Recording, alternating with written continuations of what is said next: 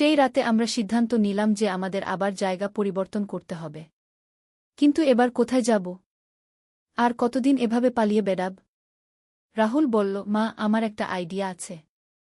আমার কলেজের এক বন্ধু আছে, সে বিদেশে থাকে। সে আমাদের সাহায্য করতে পারে। আমি বললাম, বিদেশে? কিন্তু সেখানে যাওয়ার টাকা কোথায়? রাহুল বলল, আমি ব্যবস্থা করব।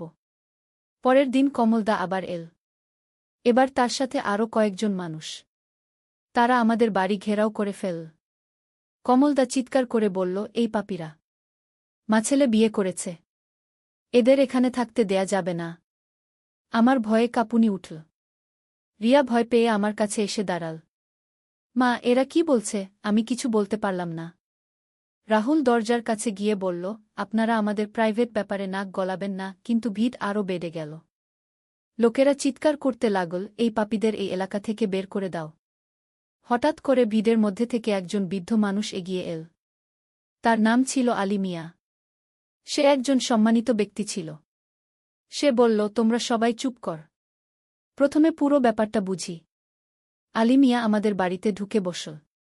সে রাহুলকে বলল, বাবা, তুমি সত্যিই তোমার মাকে বিয়ে করেছ? রাহুল মাথা নিচু করে বলল, হ্যাঁ চাচা। আলী মিয়া আমার দিকে তাকিয়ে বলল, বৌমা, তুমি রাজি ছিলে এই বিয়েতে?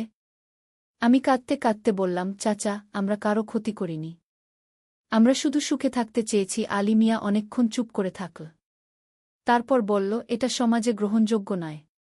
তোমরা এখানে থাকতে পারবে না। রিয়া কাঁদতে কাঁদতে বলল, কিন্তু আমরা কোথায় যাব?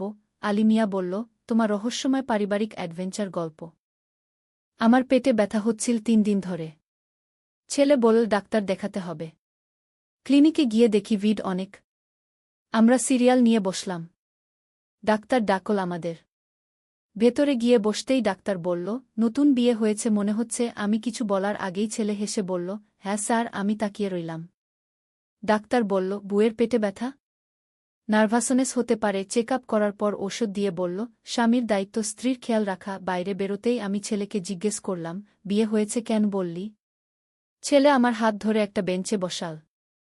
মা, আমি মিথ্যে বলিনি। আমার মনে মনে তোমার সাথে বিয়ে হয়ে গেছে। আমি অবাক হয়ে তাকালাম। সে আমার চোখের দিকে তাকিয়ে বলল, মা, তুমি জানো না আমি তোমাকে কতটা ভালোবাসি। রাতে ঘুমানোর আগে তোমার কথা ভাবি। সকালে উঠে তোমার মুখ দেখতে চাই। তুমি অসুখ হলে আমার বুক ফেটে যায়। এই যে আজ ডাক্তারের কাছে এনেছি, এটা একটা স্বামীর কাজ না? তুমি আমার জন্য সারা জীবন মায়ের কাজ করেছ। এখন আমি তোমার জন্য স্বামীর কাজ করতে চাই। আমার গলা শুকিয়ে গিয়েছিল। ক্লিনিকের বাইরে রিকশার আওয়াজ, মানুষের কথাবার্তা। কিন্তু আমার কানে শুধু ছেলের কথাই যেন বাজছিল। সে আমার হাতের উপর তার হাত রাখল। মা, আমি জানি এটা শুনতে অদ্ভুত লাগছে, কিন্তু আমি সিরিয়াস। তুমি এখনো খুব সুন্দর। তোমার বয়সেও অনেক মেয়ে বিয়ে করে। আমি তোমাকে সুখী করতে পারব। আমাদের মধ্যে কোনো লজ্জা নেই, কোনো অস্বস্তি নেই। আমরা একে অপরকে চিনি। তুমি আমাকে বিশ্বাস কর। আমি তোমাকে বিশ্বাস করি। এর চেয়ে ভালো বিয়ে আর কি হতে পারে? তার কথা শুনে আমার মনে হচ্ছিল যেন আমি স্বপ্ন দেখছি। ডাক্তারের প্রেসক্রিপশন আমার হাতে ধরা। কিন্তু মনে হচ্ছিল সেটা আমাদের বিয়ের সার্টিফিকেট। ছেলে উঠে দাঁড়িয়ে বলল, চল মা, ওষুধ কিনতে যাই। আজ থেকে আমি তোমার স্বামী হিসেবে তোমার সেবা করব। তার কথায় এত আন্তরিকতা যে আমার চোখে জল এল। এই গল্পটি সম্পূর্ণ শুনলে আপনাদের পানি অটোমেটিক বের হয়ে যাবে, সো যত দ্রুত সম্ভব হাতের কাছে টিস্যু নিয়ে বসে পড়ো। বিছানার চাদর যেন নষ্ট না হয় সেটা সম্পূর্ণ খেয়াল রাখার অনুরোধ জানিয়ে গল্পটি এখন শুরু করব। তার আগে সর্বশেষ অনুরোধ, দয়া করে এমন পানি বের করার গল্প নিয়মিত শুনতে আমাদের চ্যানেলটি সকলেই সাবস্ক্রাইব করুন। ধন্যবাদ। হ্যালো বন্ধুরা, আমার নাম মিতালি সেন। আমার বয়স ৪৪ বছর। আমার স্বামীর নাম প্রদীপ সেন, বয়স ৪৭ বছর। আমাদের 2 সন্তান, রাহুল আর রিয়া। রাহুল 21 বছর বয়সী, ইউনিভার্সিটিতে পড়ে। রিয়া 14 বছর বয়সী, হাই স্কুলে যায়। ওষুধের দোকানে যাওয়ার পথে রাহুল আমার হাত ধরে রাখল। আমার মাথায় হাজারো চিন্তা ঘুরপাক খাচ্ছিল। তার কথাগুলো বারবার মনে পড়ছিল। সত্যিই তো, বাবা মারা যাওয়ার পর রাহুল সব দায়িত্ব নিয়ে নিয়েছে। ছোট বোনের পড়ালেখার খরচ, ঘরের সব কাজকর্ম। আমি অসুস্থ হলে রাতভর জেগে থাকে। এই যে আজকে ডাক্তারের কাছে নিয়ে এসেছে, এটা একটা স্বামীরই কাজ। ওষুধের দোকানে গিয়ে প্রেসক্রিপশন দিলাম। দোকানি বলল, মেডিসিনগুলো খুব ভালো। নতুন বিয়ে হয়েছে মনে হয়। এই ধরনের নার্ভাসনেস অনেকেরই হয়। রাহুল হাসি মুখে বলল, জি আঙ্কেল। আমি আবারও অবাক হলাম। কেন সে সবার কাছে আমাদের বিয়ে হয়েছে বলছে? ঘরে ফেরার পথে রিকশায় বসে আমি রাহুলকে জিজ্ঞেস করলাম, তুই কেন সবাইকে বলছিস আমাদের বিয়ে হয়েছে? এতে কি সমস্যা হবে না? রাহুল আমার দিকে তাকিয়ে বলল, মা, আমি ভেবে দেখেছি। আমরা তো সব দিক দিয়ে একটা দম্পতির মতোই থাকি। তুমি আমার কাপড় ধুয়ে দাও, খাবার বানিয়ে দাও। আমি তোমার সব প্রয়োজনের খেয়াল রাখি। আমরা একসাথে বাজারে যাই, সিনেমা দেখতে যাই। লোকে দেখলে তো মনে করেই যে আমরা স্বামী স্ত্রী। আমার মনে হচ্ছিল কথাটা পুরোপুরি মিথ্যে নয়। সত্যিই তো, বাইরের মানুষ আমাদের দেখলে ভাবে আমরা স্বামী স্ত্রী। এমনকি রিয়াও মাঝে মাঝে মজা করে বলে, মা, ভাইয়া তো তোমার স্বামীর মতো কাজ করে। আমি হেসে উড়িয়ে দিতাম। কিন্তু আজকে রাহুলের কথাগুলো শুনে মনে হচ্ছিল সে সত্যিই সিরিয়াস। বাড়িতে পৌঁছে রিয়া দৌড়ে এসে বলল, মা, তোমার কি হয়েছিল? আমি তাকে আশ্বস্ত করে বললাম, কিছু না বাবা, একটু পেটের ব্যথা ছিল। রাহুল রিয়াকে বলল, তুই চা বানিয়ে দে। মাকে বিশ্রাম নিতে হবে। রিয়া চা বানানোর জন্য রান্নাঘরে গেল। রাহুল আমাকে সোফায় বসিয়ে দিয়ে বলল, মা, তুমি ভাববে আমি পাগল। কিন্তু আমি সত্যিই মনে করি আমরা একটা পারফেক্ট দম্পতি হতে পারব। আমাদের মধ্যে বয়সের পার্থক্য মাত্র 23 বছর। এটা খুব বেশি নয়। আমি বললাম, রাহুল, তুই আমার ছেলে। এমন কথা বলিস না। রাহুল আমার কাছে এসে বসল। মা, আমি জানি এটা অস্বাভাবিক লাগছে। কিন্তু আমি ছোটবেলা থেকেই তোমাকে অন্য চোখে দেখেছি। তুমি আমার কাছে শুধু মা নও, তুমি আমার সবচেয়ে কাছের মানুষ। আমি অন্য কোনো মেয়েকে বিয়ে করলে তুমি দূরে চলে যাবে। আর আমি সেটা সহ্য করতে পারব না। তার কথায় আমার মনটা এলোমেলো হয়ে গেল। একদিকে মনে হচ্ছিল এটা ভুল, অন্যদিকে মনে হচ্ছিল রাহুলের কথায় সত্যতা আছে। সত্যিই তো, রাহুল অন্য কাউকে বিয়ে করলে আমি একা হয়ে যাব। রিয়াও বড় হয়ে বিয়ে করে চলে যাবে। তখন আমি একদম একা থেকে যাব। রিয়া চা নিয়ে এল। সে হাসতে হাসতে বলল, মা, ভাইজা তোমাকে নিয়ে কি ভাবছে? আমি চমকে উঠলাম। কিছু না বাবা, ভাইজা বলছিল আমার যত্ন নিতে হবে। রিয়া হেসে বলল, ভাইজা তো সত্যিই তোমার স্বামীর মতো কাজ করে। আমার বন্ধুরা ভাবে ভাইজা তোমার স্বামী। রাহুল এবং আমি একে অপরের দিকে তাকালাম। রাতে খাওয়ার সময় রাহুল বলল, মা, আমি একটা চাকরি পেয়েছি। মাসে 35,000 টাকা বেতন। আমি তোমাকে ভালো রাখতে পারব। আমি বললাম, চাকরি পেয়েছিস? কোথায়? রাহুল বলল, একটা সফটওয়্যার কোম্পানিতে। আগামী সপ্তাহ থেকে জয়েন করব। মা, এই টাকা দিয়ে আমি তোমার জন্য সুন্দর শাড়ি কিনব, গহনা কিনব। রিয়া খুশি হয়ে বলল, ভাইজা, তুমি মাকে সত্যিই স্বামীর মতো সব কিছু দিয়ে থাকো। আমার মুখে খাবার আটকে গেল। রাহুল হেসে বলল, হ্যাঁ, আমি তো মার স্বামী। তাই না মা? আমি কিছু বলতে পারলাম না। খাওয়ার পর রিয়া তার রুমে চলে গেল। রাহুল আমাকে বলল, মা, তুমি এখনো কিছু বলনি। তুমি কি ভাবছ? আমি বললাম, রাহুল, এটা ঠিক নয়। তুই আমার ছেলে। আমরা মা ছেলে। রাহুল আমার হাত ধরল। মা, আমি জানি এটা অস্বাভাবিক। কিন্তু আমার কাছে তুমি শুধু মা নও। তুমি আমার প্রিয় মানুষ। আমি তোমার সাথে বাকি জীবন কাটাতে চাই। আমি বললাম, কিন্তু লোকে কি বলবে? রাহুল বলল, লোকে তো এমনিতেই ভাবে আমরা স্বামী স্ত্রী। আমরা কাউকে বলবো না যে আমরা মা ছেলে। সবাই ভাববে আমরা বিয়ে করেছি। আমি অবাক হয়ে বললাম, তুই কি বলছিস? রাহুল বলল, মা, আমি সিরিয়াস। আমরা একটা নতুন জায়গা চলে যেতে পারি। সেখানে সবাই ভাববে আমরা স্বামী স্ত্রী। তার কথা শুনে আমার মাথা ঘুরে যাচ্ছিল। একদিকে মনে হচ্ছিল এটা একটা পাগলামি, অন্যদিকে মনে হচ্ছিল এতে একটা যুক্তি আছে। সত্যিই তো, বাইরের লোকেরা আমাদের দেখে স্বামী স্ত্রী মনে করে। আমার বয়সও এখনো কম। 44 বছর বয়সে অনেকেই বিয়ে করে। রাহুল বলল, মা, তুমি একটা রাত ভেবে দেখ। আমি কোনো চাপ দিচ্ছি না। তুমি যা ঠিক মনে করবে তাই করব বলে সে তার রুমে চলে গেল। আমি একা বসে থাকলাম। মনে হচ্ছিল পুরো পৃথিবীটা উল্টে গেছে। রাতে শুয়ে শুয়ে ভাবছিলাম রাহুলের কথাগুলো। সে কি সত্যিই আমাকে স্ত্রী হিসেবে দেখে? নাকি শুধু মা হারানোর ভয়ে এমন বলছে? কিন্তু তার কথায় এত আন্তরিকতা যে মনে হচ্ছিল সে সত্যিই সিরিয়াস। আমিও যদি সৎ হই তাহলে বলতে হবে রাহুলের সাথে থাকতে আমার ভাল লাগে। সে আমার যত্ন নেয়, ভালোবাসা দেয়। এমনকি প্রদীপের সাথে বিয়ের সময়ও আমার এত আনন্দ হয়নি। পরের দিন সকালে উঠে দেখি রাহুল আমার জন্য চা বানিয়ে রেখেছে। সে বলল, গুড মর্নিং মা। কেমন ঘুম হয়েছে? আমি বললাম, ভালো, কিন্তু সত্যিই তো ভালো ঘুম হয়নি। সারারাত রাহুলের কথা ভেবেছি।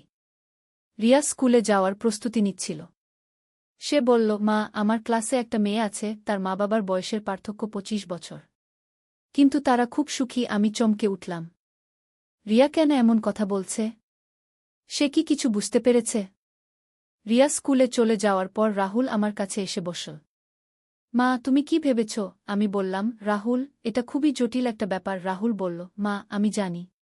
কিন্তু আমি মনে করি ভালোবাসা আর বিশ্বাসই সবচেয়ে বড় কথা। আমরা দুজনেই দুজনকে ভালোবাসি, দুজনেই দুজনকে বিশ্বাস করি। তাহলে সমস্যা কি? আমি বললাম, কিন্তু তুই তো আমার ছেলে। রাহুল বলল, মা, আমি তো জন্মের পর থেকে তোমার ছেলে। কিন্তু এখন আমি বড় হয়েছি। আমি একটা পুরুষ মানুষ। আর তুমি একটা সুন্দরী নারী। আমরা মা-ছেলের সম্পর্কের বাইরেও একে অপরকে ভিন্নভাবে দেখতে পারি। তার কথা শুনে আমার গায়ে কাঁটা দিচ্ছিল। এক পাশে মনে হচ্ছিল এটা ভুল, অন্য পাশে মনে হচ্ছিল এটা হয়তো স্বাভাবিক। আমি বললাম, তুই একটু সময় দে। আমার ভাবতে দে। দুপুরে খেতে বসে রাহুল বলল, মা, আজ আমার চাকরির প্রথম দিন। আমি অফিস থেকে ফিরে তোমার জন্য কিছু নিয়ে আসব। আমি বললাম, কি নিয়ে আসবি? রাহুল হেসে বলল, সারপ্রাইজ। তুমি আমার প্রিয় মানুষ। আমি তোমাকে খুশি রাখতে চাই। বিকালে রাহুল অফিস থেকে ফিরে এসে একটা প্যাকেট দিল। খুলে দেখি একটা খুব সুন্দর শাড়ি। লাল রঙের, সোনালি কাজ করা। আমি অবাক হয়ে বললাম, এত দামি শাড়ি কেন কিনেছিস? রাহুল বলল, আমার স্ত্রীর জন্য দামি শাড়ি কেনা আমার কর্তব্য। আমি বললাম, আমি তোর স্ত্রী নই। রাহুল হেসে বলল, আমার মনে তুমি আমার স্ত্রী। আর আমি চাই সেটা বাস্তবেও হোক। সেই রাতে রাহুল আমার রুমে এল। সে বলল, মা, আমি তোমার সাথে কথা বলতে চাই। আমি বললাম, বল। রাহুল আমার পাশে বসে বলল, মা, আমি জানি তুমি এখনো কনফিউজড। কিন্তু আমি তোমাকে একটা জিনিস বোঝাতে চাই। আমি যখন ছোট ছিলাম তখন তুমি আমার মা ছিলে। কিন্তু এখন আমি বড় হয়েছি। এখন আমি তোমাকে একজন নারী হিসেবে দেখি। একজন সুন্দরী, আকর্ষণীয় নারী। আমি বললাম, রাহুল, এমন কথা বলিস না। রাহুল বলল, মা, আমি সত্য বলছি। তুমি এখনো খুব সুন্দর। তোমার চেহারায় এখনো যৌবন আছে। তুমি অনেক তরুণীদের চেয়ে বেশি আকর্ষণীয়। আমি যখন তোমাকে শাড়ি পরে দেখি তখন আমার মনে হয় তুমি আমার বয়সী কোনো মেয়ে। তার কথা শুনে আমার শরীরে একটা অদ্ভুত অনুভূতি হচ্ছিল। আমি বললাম, তুই পাগল হয়ে গেছিস। রাহুল বলল, হয়তো পাগল হয়েছি। কিন্তু এই পাগলামিতে আমি খুব সুখী। মা, তুমি যদি আমাকে একটা সুযোগ দাও, তাহলে আমি তোমাকে প্রমাণ করে দেখাব যে আমি তোমার সবচেয়ে ভালো স্বামী হতে পারি। আমি অস্বস্তিতে বললাম, এখন তুই তোর রুমে যা। আমার ঘুমাতে হবে। রাহুল উঠে দাঁড়িয়ে বলল, ঠিক আছে মা। কিন্তু তুমি ভেবে দেখ। আমি তোমার জন্য অপেক্ষা করব। বলে সে চলে গেল। পরের কয়েকদিন রাহুল আমার সাথে খুবই ভদ্র ব্যবহার করল। সে আমার সব কাজে সাহায্য করত, কিন্তু আর কোনো অস্বস্তিকর কথা বলত না। আমি ভাবছিলাম হয়তো সে তার মতো পাল্টেছে। কিন্তু আমার মনে তার কথাগুলো ঘুরপাক খাচ্ছিল। একদিন সন্ধ্যায় আমি রান্নাঘরে খাবার প্রস্তুত করছিলাম। হঠাৎ রাহুল পেছন থেকে এসে আমার কাঁধে হাত রাখল। মা, আজ তুমি খুব সুন্দর লাগছ। আমি চমকে উঠলাম। কি বলছিস? রাহুল বলল, আমি সত্যি বলছি। আজকে তোমার পরনের শাড়িটা তোমাকে খুব সুন্দর করেছে। আমি তার হাত সরিয়ে দিয়ে বললাম, তুই আবার শুরু করলি। রাহুল হেসে বলল, মা, আমি কিছু ভুল বলিনি তো। তুমি সত্যিই সুন্দর। রিয়া তখন রুম থেকে বেরিয়ে এসে বলল, মা, ভাইজা ঠিকই বলেছে। তুমি সত্যিই খুব সুন্দর। আমার বন্ধুরা বলে তোমাকে দেখে মনে হয় না তুমি আমাদের মা, বরং মনে হয় ভাইয়ার স্ত্রী। আমি রিয়ার দিকে তাকিয়ে বললাম, তোরা কি সব বলছিস? রিয়া হেসে বলল, সত্যি মা। গতকাল সুমি বলল, তোমার মা খুব ইয়াং লুকিং। মনে হয় ভাইয়ার বউ। এই কথা শুনে আমার মনটা আরও এলোমেলো হয়ে গেল। সবাই কি সত্যিই আমাদের স্বামী স্ত্রী মনে করে? রাহুল আমার চিন্তা বুঝতে পেরে বলল, দেখছ মা, শুধু আমি নয়, সবাই তোমাকে আমার স্ত্রী মনে করে। এতে কোনো অস্বাভাবিকতা নেই। সেই রাতে খাওয়ার পর আমি রাহুলকে বললাম, তুই কি সত্যিই আমাকে বিয়ে করতে চাস? রাহুল খুশি হয়ে বলল, মা, তুমি রাজি হয়েছ? আমি বললাম, আমি জানি না। আমি খুবই কনফিউজড। রাহুল আমার হাত ধরে বলল, মা, তুমি শুধু আমাকে একটা সুযোগ দাও। আমি প্রমাণ করে দেখাব যে আমি তোমার সবচেয়ে ভালো স্বামী হতে পারি। আমি বললাম, কিন্তু লোকে কি বলবে জানলে যে আমরা মা ছেলে? রাহুল বলল, আমার একটা প্ল্যান আছে। আমরা এই শহর ছেড়ে অন্য কোথাও চলে যেতে পারি। সেখানে নতুন পরিচয় থাকব। কেউ জানবে না আমরা মাছেলে। তার কথায় আমার মনে একটা আশার আলো দেখা দিল। সত্যিই তো, নতুন জায়গায় গেলে কেউ জানবে না আমাদের পুরানো পরিচয়। সবাই ভাববে আমরা স্বামী স্ত্রী। কিন্তু রিয়ার কি হবে? যেন আমার মনের কথা পড়তে পারে, রাহুল বলল, রিয়া আমাদের সাথেই থাকবে। সে আমার বোন। আমার বিয়ের পর সে আমার সাথেই থাকবে। এতে অস্বাভাবিক কিছু নেই। আমি বললাম, রিয়া কিছু বুঝতে পারবে না তো? রাহুল হেসে বলল, রিয়া তো এখনই ভাবে আমরা স্বামী স্ত্রী। সে কিছুই বুঝতে পারবে না। আমি ভেবে দেখলাম কথাটা ঠিক। রিয়া সত্যিই মনে করে রাহুল আমার স্বামীর মতো কাজ করে। পরের দিন সকালে রাহুল আমাকে বলল, মা, আমি একটা ফ্ল্যাট দেখতে যাব। ঢাকার বাইরে একটা ছোট শহরে। সেখানে আমার চাকরিও ট্রান্সফার হয়ে যাবে। আমি অবাক হয়ে বললাম, এত তাড়াতাড়ি? রাহুল বলল, মা, আমি আর অপেক্ষা করতে পারছি না। আমি তোমাকে আমার স্ত্রী বানাতে চাই। তার কথায় আমার গা শিউরে উঠল। কিন্তু সেই সাথে একটা অদ্ভুত উত্তেজনাও অনুভব করলাম। সত্যিই কি আমি রাহুলকে স্বামী হিসেবে গ্রহণ করতে পারব? বিকালে রাহুল অফিস থেকে ফিরে এসে বলল, মা, ফ্ল্যাটটা দেখে এসেছি।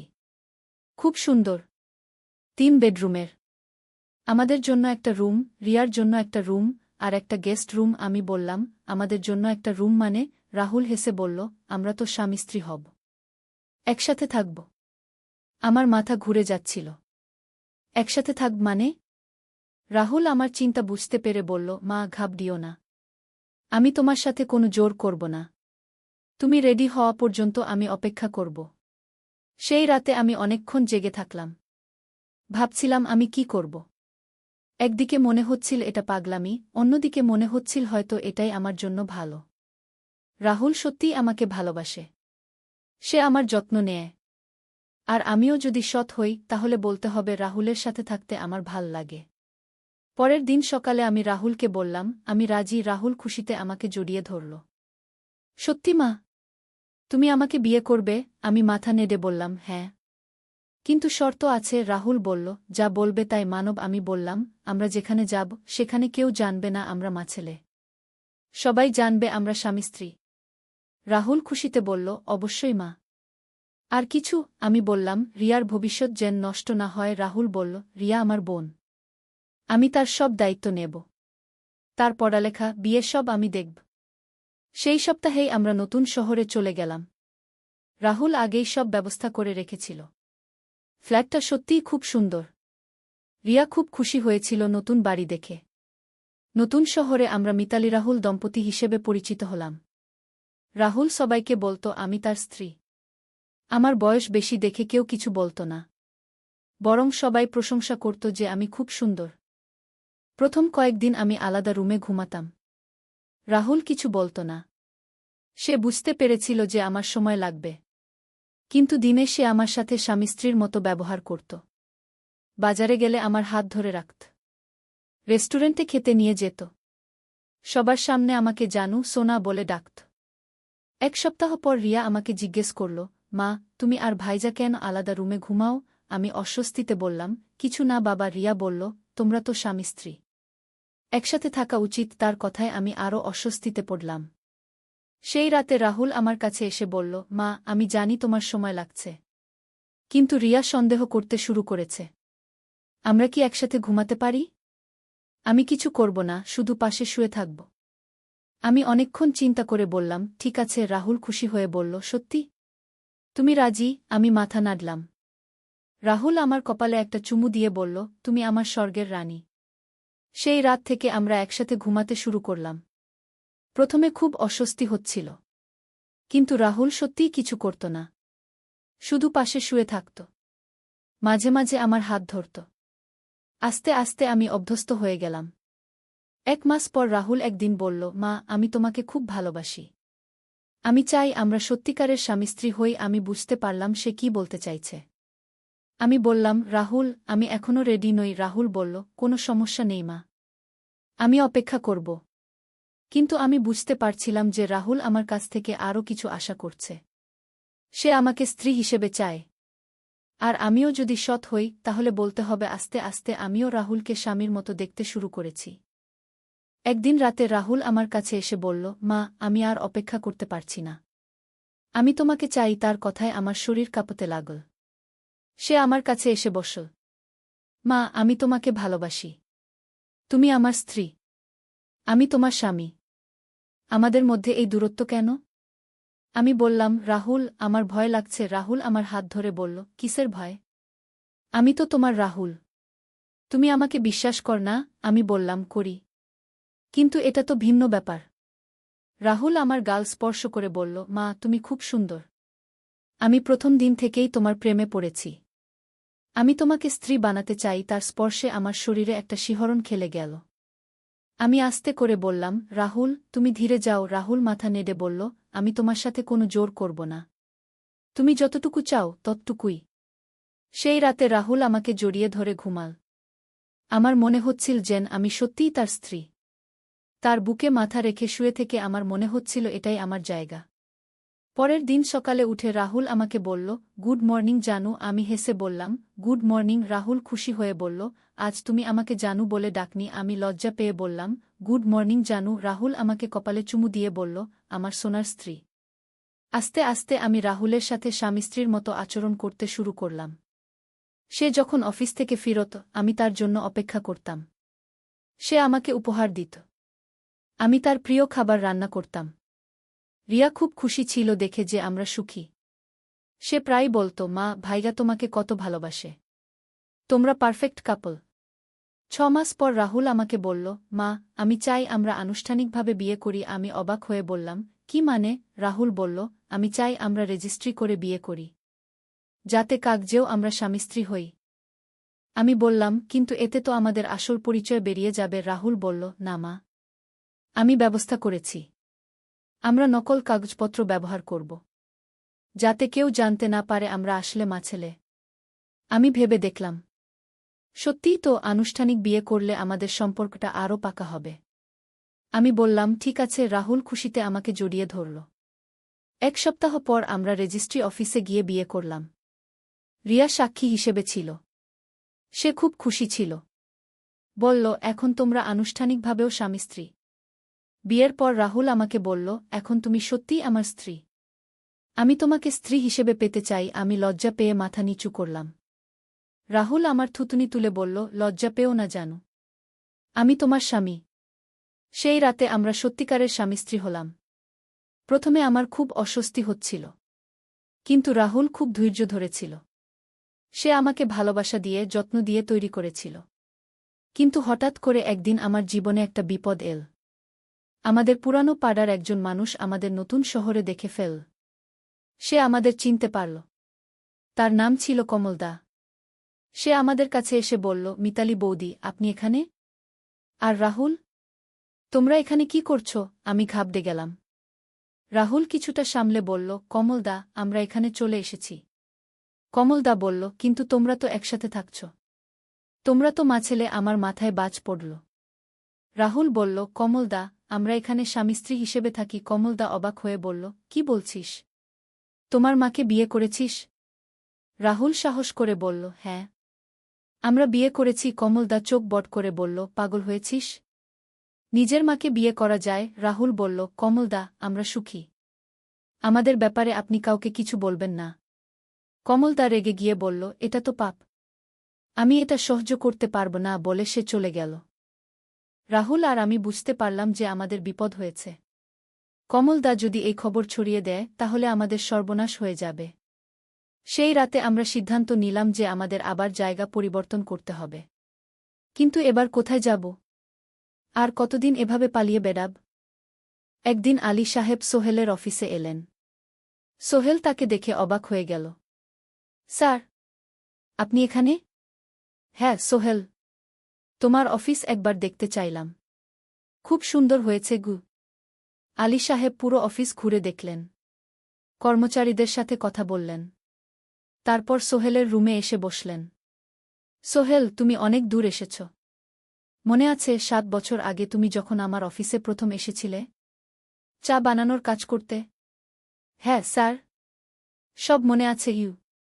আমি গর্বিত যে আমি তোমাকে একটা সুযোগ দিয়েছিলাম, আর তুমি সেই সুযোগকে কাজে লাগিয়েছ। জানো সফলতার মূল সূত্র কি? কি স্যার? কঠোর পরিশ্রম, সততা আর হাল না ছাড়া। তোমার মধ্যে এই ৩টা গুণই আছে গু। সোহেল চোখে জল নিয়ে বলল, আপনি না থাকলে আজ আমি এখানে পৌঁছাতে পারতাম না স্যার। না সোহেল, আমি শুধু একটা দরজা খুলে দিয়েছিলাম। ভেতরে ঢুকে পথ তৈরি করেছ তুমি নিজে গু।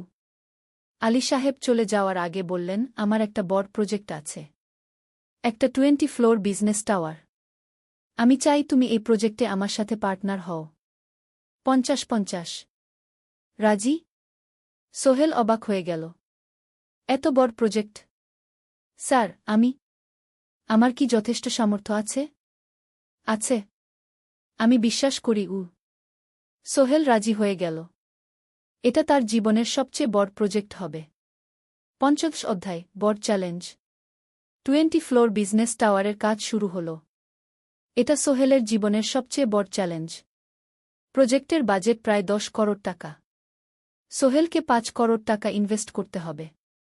সোহেল তার সব সঞ্চয়ে, ব্যাংক লোন আর কিছু ইনভেস্টর থেকে টাকা জোগাড় করল। এটা একটা বিশাল ঝুঁকি। যদি প্রজেক্ট ব্যর্থ হয়, সব শেষ। মিনা চিন্তিত ছিল।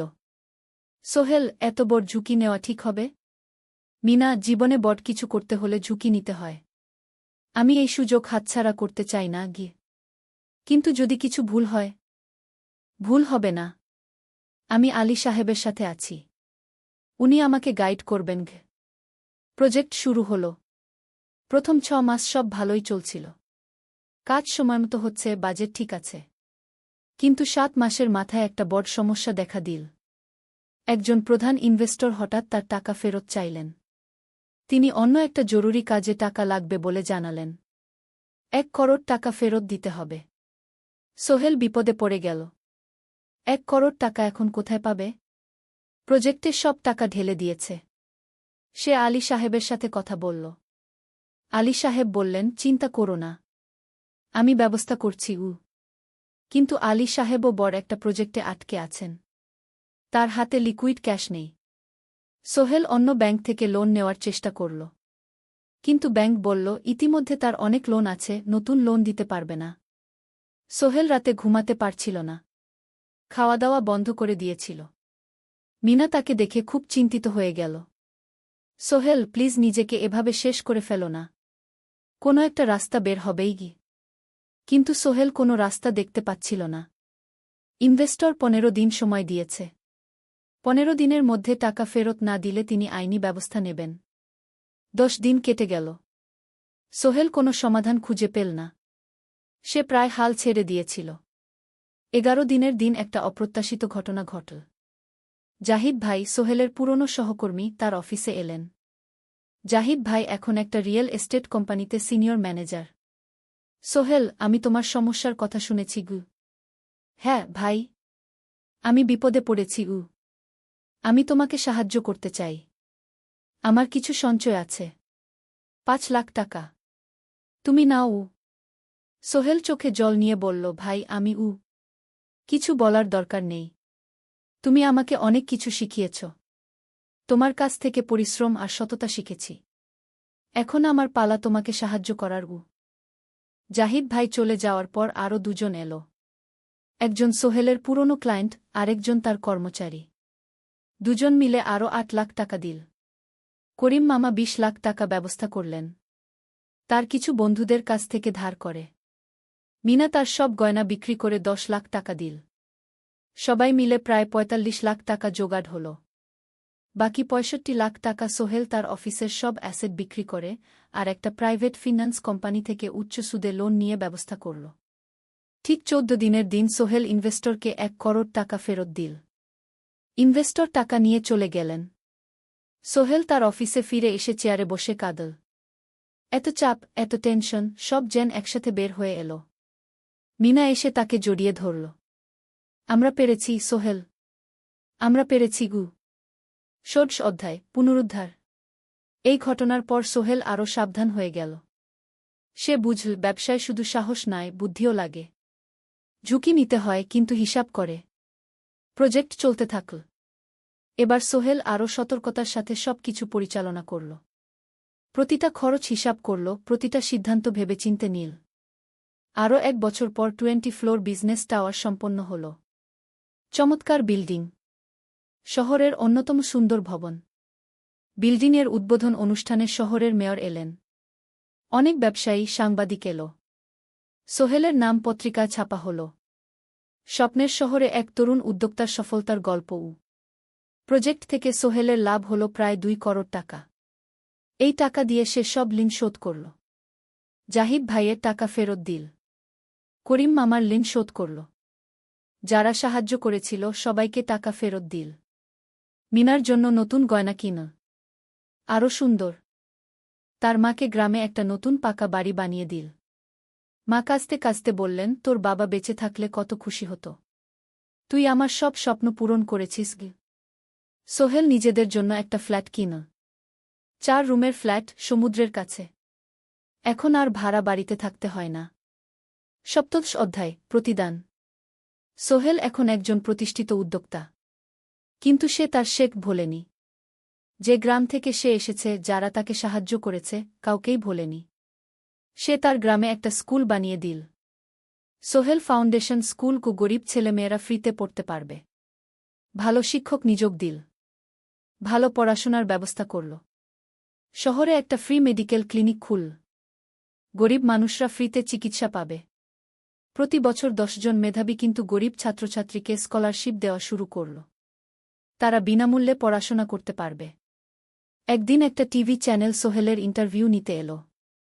আপনার সফলতার গোপন সূত্র কি?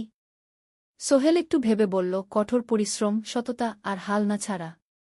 এই 3টা জিনিস যদি কারো মধ্যে থাকে, সে যে কোনো কিছু অর্জন করতে পারে। আর সবচেয়ে বড় কথা, যারা আমাকে সাহায্য করেছে তাদের ছাড়া আমি কিছুই না। একা কেউ সফল হতে পারে না। আপনার পরবর্তী স্বপ্ন কি? আমি চাই আরও মানুষকে সাহায্য করতে। আমার মতো যারা গ্রাম থেকে শহরে আসে তাদের জন্য একটা ট্রেনিং সেন্টার খুলব। তারা সেখানে বিভিন্ন স্কিল শিখতে পারবে, চাকরি পাবে, নিজের পায়ে দাঁড়াতে পারবে। 8ম অধ্যায়, নতুন প্রজন্ম। আরও 5 বছর কেটে গেল। সোহেল এখন 45 বছরের। তার মেয়ে সারা এখন 9 বছরের। স্কুলে ক্লাস 4-এ পড়ে। খুব মেধাবী মেয়ে।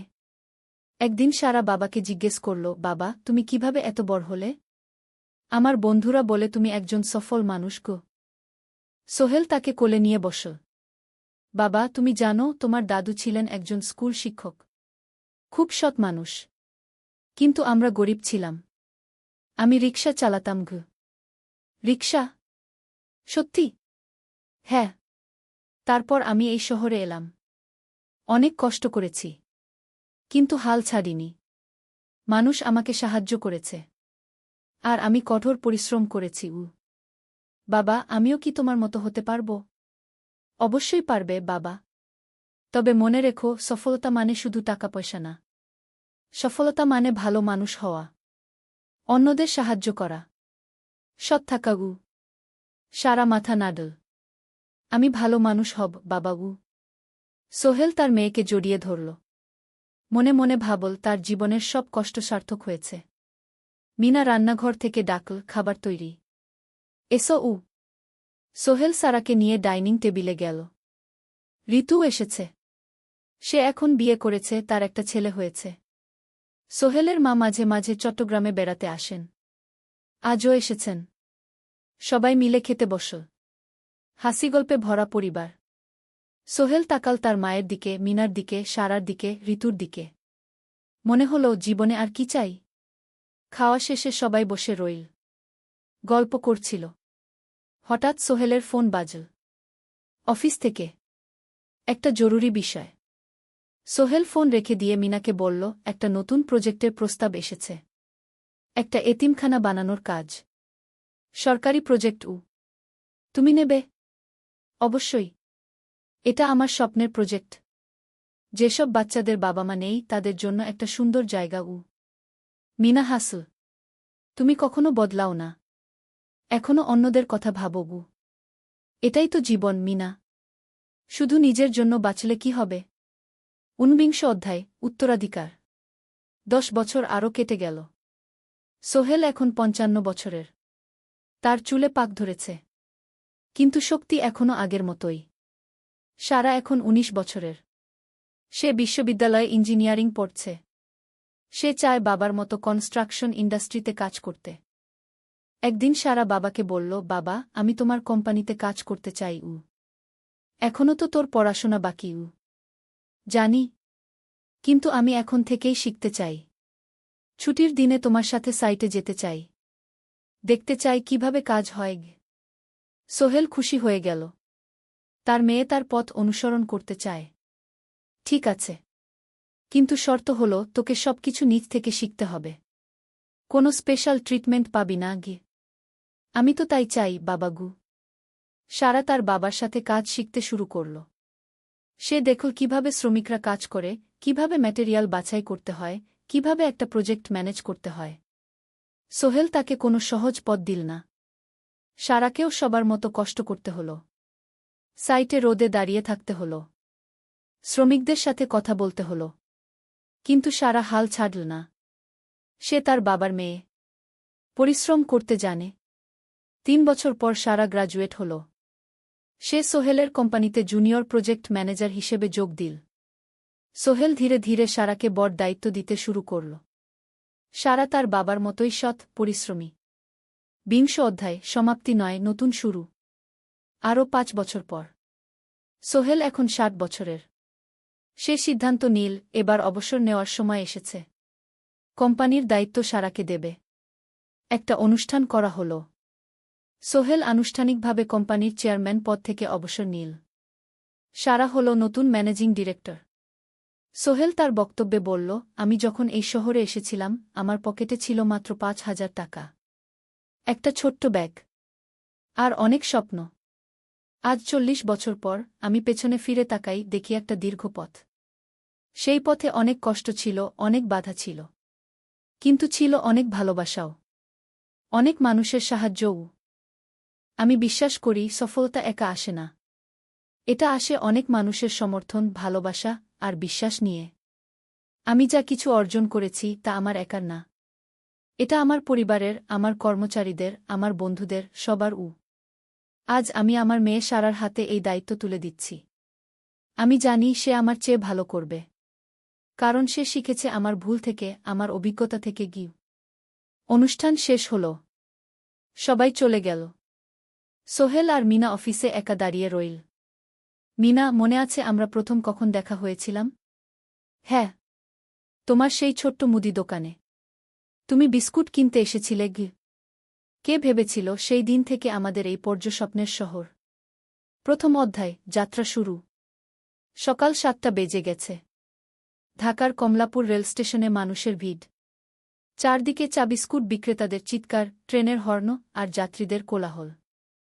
এই বিশাল ভিড়ের মধ্যে একটা ছোট্ট ব্যাগ হাতে দাঁড়িয়ে আছে সোহেল। বয়স মাত্র ২২। গায়ের রং শ্যামলা, চোখে স্বপ্নের ঝিলিক। ভাইজা, চট্টগ্রামের টিকিট আছে? সোহেল টিকিট কাউন্টারের সামনে দাঁড়িয়ে জিজ্ঞেস করল। আছে। ৩০ টাকা। কাউন্টারের লোকটা উত্তর দিল। সোহেল তার পকেট থেকে টাকা বের করল। মোট ৫,০০০ টাকা। এই টাকা সে জমিয়েছে গত ৩ বছরে রিকশা চালিয়ে। তার স্বপ্ন ছিল চট্টগ্রাম গিয়ে একটা ভালো চাকরি পাওয়া। গ্রামে আর থাকতে চায় না সে। বাবা মারা গেছেন ১০ বছর আগে। মা আর ছোট বোন ঋতুকে নিয়ে সংসার চালাচ্ছিল রিকশা চালিয়ে। কিন্তু এভাবে তো আর সারা জীবন চলবে না। টিকিট কেটে সোহেল প্ল্যাটফর্মে এল। ট্রেন ছাড়বে আর মাত্র ১৫ মিনিট পরে। সে একটা বেঞ্চে বসে পড়ল। ব্যাগটা বুকের কাছে চেপে ধরল। এই ব্যাগে আছে তার সব সম্পদ, কিছু কাপড়, একটা ছোট্ট ফটো ফ্রেমে বাবা মায়ের ছবি, আর কিছু টাকা। কোথায় যাচ্ছেন? পাশে বসা একজন বয়স্ক মানুষ জিজ্ঞেস করলেন। চট্টগ্রাম কাকা। চাকরি খুঁজতে যাচ্ছি। কে? সোহেল বিনয়ের সাথে উত্তর দিল। ভালো। তবে শহরে সাবধানে থাকবেন। শহর মানে অনেক সুযোগ, কিন্তু অনেক ফাঁদও আছে। বয়স্ক লোকটা বললেন। সোহেল মাথা নাড়ল। সে জানে শহরের জীবন সহজ না। কিন্তু তার কোনো বিকল্প নেই। গ্রামে রিকশা চালিয়ে মাসে ৩,৫০০ টাকা আয় হতো। তার মধ্যে সংসার চালাতে হতো, বোনের স্কুলের খরচ দিতে হতো, মায়ের ওষুধের খরচ দিতে হতো। কিছুই বাঁচত না। আর এই জীবন থেকে বেরোনোর একটাই পথ, শহরে গিয়ে ভালো কাজ খুঁজে নেওয়া। সোহেল মনে মনে ভাবল তার বাবার কথা। বাবা ছিলেন একজন স্কুল শিক্ষক। খুব সৎ মানুষ ছিলেন। সবসময় বলতেন, সোহেল, তুই লেখাপড়া শিখে বড় মানুষ হবি। আমাদের পরিবারে আর কেউ বড় চাকরি করেনি। তুই করবি কি? কিন্তু বাবা যখন মারা গেলেন তখন সোহেল মাত্র এসএসসি পরীক্ষা দিয়েছে। ফলাফল ভালো হয়েছিল, জিপিএ অর্ধচতু। কিন্তু বাবার মৃত্যুর পর আর পড়া হল না। পরিবারের দায়িত্ব নিতে হল। ট্রেন ছাড়ল। সোহেল জানালার পাশে বসে বাইরে তাকাল। ধানক্ষেত, নদী, ছোট ছোট গ্রাম, সব পেছনে ফেলে ট্রেন এগিয়ে চল। সোহেলের মনে হল সে যেন তার পুরনো জীবনটাকেও পেছনে ফেলে আসছে। ট্রেনে একজন হকার এসে চা বিক্রি করছিল। সোহেল একটা চা কিনল। 10 টাকা। চা খেতে খেতে সে ভাবছিল, চট্টগ্রাম পৌঁছে কি হবে? করিম মামা তাকে সাহায্য করবেন তো? চাকরি পাওয়া যাবে তো? করিম মামা আসলে সোহেলের খুব দূর সম্পর্কের মামা। সোহেলের দাদির বোনের ছেলে। অনেক বছর আগে গ্রাম ছেড়ে চট্টগ্রামে চলে গিয়েছিলেন। সেখানে একটা কনস্ট্রাকশন কোম্পানিতে কাজ করেন। বছরে একবার দুবার গ্রামে আসতেন। গত বছর যখন এসেছিলেন তখন সোহেলের মাকে বলেছিলেন, সোহেলকে চট্টগ্রাম পাঠান। আমি একটা কাজের ব্যবস্থা করে দেব। সেই কথাতেই ভরসা করে সোহেল আজ এই যাত্রা। দ্বিতীয় অধ্যায়, নতুন শহর।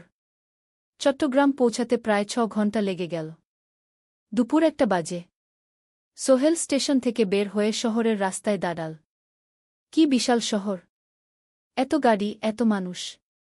চারদিকে উঁচু উঁচু বিল্ডিং, দোকানপাট, মানুষের ভিড়। সোহেল কিছুক্ষণ দাঁড়িয়ে থাকল সব কিছু দেখতে দেখতে। তার মনে হচ্ছিল সে যেন অন্য কোনো পৃথিবীতে এসে পড়েছে। তার পকেটে একটা ছোট্ট কাগজ আছে। সেখানে লেখা একটা ঠিকানা, করিম মিয়া, বাড়ি নং 23, রোড নং 5, আগ্রাবাদ, চট্টগ্রামকে। সোহেল একটা রিকশা ডাকল। কত নেবেন আগ্রাবাদ যেতে? 50 টাকা গু। সোহেল রিকশায় উঠল। রাস্তার দুধারে দোকান, মার্কেট, অফিস, সব কিছু দেখতে দেখতে সে অবাক হয়ে গেল। এত বড় শহর, এত কিছু! গ্রামের সেই ছোট্ট বাজারের সাথে কোনো তুলনাই হয় না। প্রায় আধা ঘণ্টা পর রিকশা একটা পুরনো বাড়ির সামনে থামল। 3 তলা বাড়ি, কিন্তু রং উঠে গেছে। সিঁড়ি দিয়ে উঠে 3য় তলায় করিম মামার ফ্ল্যাটে নক করল। দরজা খুলল এক মধ্যবয়সী মহিলা। কে? আসসালামু আলাইকুম আপা। আমি সোহেল। নোয়াখালীর গ্রাম থেকে এসেছি। করিম মামা বাড়িতে আছেন? মহিলা তাকে মাথা থেকে পা পর্যন্ত দেখল। করিম তো অফিসে গেছে। তুমি কে? কোথা থেকে এসেছ? সোহেল সব খুলে বলল। মহিলা তাকে ভেতরে ঢুকতে দিল। বসো। করিম সন্ধ্যায় ফিরবে গু। ফ্ল্যাটটা ছোট। 2টো রুম, একটা ছোট্ট রান্নাঘর আর একটা বাথরুম। কিন্তু সোহেলের কাছে খুব সুন্দর লাগল। গ্রামের সেই টিনের ঘরের চেয়ে তো অনেক ভালো। মহিলা তার নাম জানাল, সালমা। করিম মামার স্ত্রী। তাদের 2টো ছেলে, একজন ক্লাস 8-এ পড়ে, আরেকজন ক্লাস 5-এ। খেয়েছ? সালমা আপা জিজ্ঞেস করল। না আপা গু। অপেক্ষা করো। ভাত আছে, মাছ আছে। খাও। সোহেল প্রথমে রাজি হতে চাইল না। কিন্তু খুব খিদে পেয়েছিল। সকাল থেকে শুধু একটা চা আর বিস্কুট খেয়েছে। খাওয়া দাওয়ার পর সোহেল বসে রইল। সালমা আপা তাকে গল্প করতে লাগল। তোমার মা কেমন আছেন? তোমার বোন? ভালো আছে আপা। মার একটু গেটে বাত আছে। ওষুধ খাচ্ছেন। বোন স্কুলে পড়ে কু। তুমি কি করতে চাও এখানে? চাকরি খুঁজছি আপা। যে কোনো কাজ করব। বাসায় মা আর বোনকে টাকা পাঠাতে হবে। সালমা আপা মাথা নাড়ল। করিম তোমার জন্য কিছু একটা করবে। সে ভালো মানুষ গ। সারাদিন অপেক্ষা করু সোহেল। সন্ধ্যা 6টায় করিম মামা ফিরলেন। 50-এর কাছাকাছি বয়স, কালো রঙের প্যান্ট শার্ট পরা, হাতে একটা ব্যাগ। আরে সোহেল, কবে এলি? করিম মামা খুশি হয়ে বললেন। আজ সকালে মামা গু। করিম মামা তাকে জড়িয়ে ধরলেন। অনেকদিন পর দেখলাম। কেমন আছিস? ভালো আছি মামা গি। ভালো করেছিস এসে। এখানে অনেক সুযোগ আছে। তোর জন্য একটা কাজের ব্যবস্থা করে দেব। তবে প্রথমে কয়েকদিন এখানে থাক। শহরটা একটু চিনে নে। তারপর কাজে যোগ দিবি। সোহেলের মনে আসার আলো জ্বল। সে ভাবল হয়তো তার ভাগ্য এবার পাল্টাবে। তৃতীয় অধ্যায়, প্রথম চাকরি। এক সপ্তাহ পরে করিম মামা সোহেলকে তার কোম্পানিতে নিয়ে গেলেন। কোম্পানির নাম আলামিন কনস্ট্রাকশন। অফিসটা শহরের কেন্দ্রে ৫ তলা একটা বিল্ডিংয়ের দোতলায়। মালিক আলী সাহেব, ৫০-এর কাছাকাছি বয়স, মোটা চেহারা, চোখে সোনার ফ্রেমের চশমা। বড়লোক মানুষ, কিন্তু খুব কড়া। এই ছেলেটাকে কি কাজে লাগাবেন? আলী সাহেব করিম মামাকে জিজ্ঞেস করলেন। স্যার, ও আমার আত্মীয়। গ্রাম থেকে এসেছে। খুব পরিশ্রমী। যে কোনো কাজে লাগাতে পারেন। আলী সাহেব সোহেলের দিকে তাকালেন। তুমি কি পড়েছ? Sir, SSC pass. জিপিএ অর্ধচতু। হুম। ভালো। কম্পিউটার চালাতে পারো? না স্যার, পারি না। কিন্তু শিখতে চাই। আলী সাহেব একটু ভাবলেন। ঠিক আছে। তোমাকে অফিসের কাজে রাখব। ফাইল গুছানো, চা বানানো, কাগজপত্র নিয়ে যাওয়া, না এসব। মাসে ৫,০০০ টাকা। রাজি আছো? জি স্যার। সোহেল খুশি হয়ে গেল। ৫,০০০ টাকা। রিকশা চালিয়ে ৩,৫০০ পেত। এখানে ৫,০০০। কাজ শুরু হলো পরদিন থেকে। সকাল ৮টায় অফিসে যেতে হয়, ফিরতে হয় সন্ধ্যা ৭টায়। প্রথম দিন সোহেল ঘুম থেকে উঠল ভোর ৫টায়। তৈরি হয়ে ৭:৩০টায় অফিসের উদ্দেশ্যে বের হল। করিম মামার বাড়ি থেকে অফিস প্রায় ৫ কিলোমিটার। বাসে যেতে হয়। অফিসে পৌঁছে সোহেল দেখল সেই প্রথম আলী সাহেব এখনও আসেননি। অফিস খোলা ছিল না। ৮-১০ মিনিট পর একজন লোক এসে অফিস খুল। তুমি নতুন? জি। আমি সোহেল। আমি জাহিদ, অ্যাসিস্ট্যান্ট ম্যানেজার। এসো। জাহিদ ভাই সোহেলকে সব কিছু দেখাল। অফিসে মোট ৬ জন কর্মচারী। ২ জন ইঞ্জিনিয়ার, একজন অ্যাকাউন্ট্যান্ট, একজন অ্যাসিস্ট্যান্ট ম্যানেজার, জাহিদ ভাই, একজন রিসেপশনিস্ট, আর এখন সোহেল। সোহেলের কাজ শুরু হলো চা বানানো দিয়ে। তারপর অফিস পরিষ্কার করা, ফাইল গুছানো, কাগজপত্র এক জায়গা থেকে আরেক জায়গায় নিয়ে যাওয়া। কাজ কঠিন না, কিন্তু সারাদিন দৌড়ঝাঁপ করতে হয়। দুপুরে খাবারের জন্য আধা ঘন্টা বিরতি। সোহেল একটা ছোট হোটেলে গিয়ে ভাতরাল তরকারি খেল। ৫০ টাকা। সন্ধ্যায় অফিস বন্ধ হল। সোহেল ক্লান্ত হয়ে বাসায় ফিরল। কেমন লাগল প্রথম দিন? করিম মামা জিজ্ঞেস করলেন। ভালো মামা। অনেক কিছু শিখলাম। প্রথম মাসের শেষে সোহেল বেতন পেল ৫,০০০ টাকা। সে ৩,০০০ টাকা মাকে পাঠাল। মা ফোনে কাঁদতে লাগলেন। আল্লাহ তোকে ভালো রাখুক সোহেল। সোহেলের চোখেও জল এলো। তার মনে হল সে একটা বড় কাজ করতে পেরেছে। চতুর্থ অধ্যায়, শহরের জীবন। ৩ মাস কেটে গেল। সোহেল এখন শহরের সাথে মিশে গেছে। প্রতিদিন অফিসে যাও আসার পথে সে দেখে হাজারো মানুষের জীবন। কেউ সফল, কেউ ব্যর্থ, কিন্তু সবাই চলছে নিজের পথে। সোহেল অফিসের কাজের পাশাপাশি কম্পিউটার শেখার চেষ্টা করছে। অফিসে একটা কম্পিউটার আছে। যখন কেউ ব্যবহার করে না, তখন সোহেল একটু একটু শিখার চেষ্টা করে। জাহিদ ভাই তাকে সাহায্য করেন। সোহেল, তুমি যদি কম্পিউটার ভালোভাবে শিখতে পারো, তাহলে তোমার ভবিষ্যৎ উজ্জ্বল। জাহিদ ভাই একদিন বললেন। কিভাবে শিখব ভাই? ট্রেনিং সেন্টারে যাও। সন্ধ্যায় ক্লাস আছে। মাসে ২,০০০ টাকা লাগবে। সোহেল ভাবল, ২,০০০ টাকা অনেক, কিন্তু এটা বিনিয়োগ, ভবিষ্যতের জন্য। সে একটা ট্রেনিং সেন্টারে ভর্তি হল। সপ্তাহে ৩ দিন, সন্ধ্যা ৭:৩০ থেকে রাত ৯টা পর্যন্ত ক্লাস। কম্পিউটারের basic, word, Excel, PowerPoint, internet ব্যবহার। একদিন অফিস থেকে ফেরার সময় সোহেল একটা দোকানে চা খেতে গেল। দোকানের পাশেই একটা ছোট্ট মুদি দোকান। সেখানে একটা মেয়ে বসে আছে। বয়স হবে ২০-এর কাছাকাছি। সাদাসিধে চেহারা, সাদা শাড়ি পরা, কিন্তু চোখে এক ধরনের দৃঢ়তা। ভাইজা, ১ প্যাকেট বিস্কুট দেন কি? সোহেল বলল। মেয়েটা বিস্কুট দিল। ২০ টাকা। সোহেল টাকা দিয়ে যাচ্ছিল, হঠাৎ মেয়েটা বলল, আপনি নতুন এসেছেন এই এলাকায়, তাই না? হ্যাঁ। ৩ মাস হল। কিভাবে বুঝলেন? আপনার চেহারা দেখেই বোঝা যায়। এখনও গ্রামের ছোঁয়া আছে। আর আপনি প্রতিদিন এই পথ দিয়ে যান। দেখেছি কি মেয়েটা হাসল। সোহেলও হেসে ফেল। আপনি খুব পর্যবেক্ষক মনে হচ্ছে গি। জীবনে অনেক কিছু দেখেছি। তাই মানুষকে চিনতে শিখেছি গি। আপনার নাম? মিনা। এই দোকান আমার বাবার। উনি অসুস্থ তাই আমি দেখছি গু। সেদিন থেকে সোহেল প্রায়ই সেই দোকানে যেতে শুরু করল। মিনার সাথে গল্প করত। ধীরে ধীরে তাদের মধ্যে একটা বন্ধুত্ব তৈরি হল। মিনাও তার জীবনের গল্প বলল। মিনার মা মারা গেছেন যখন সে মাত্র 7 বছরের। বাবা আব্দুল হামিদ একা হাতে মিনাকে বড় করেছেন।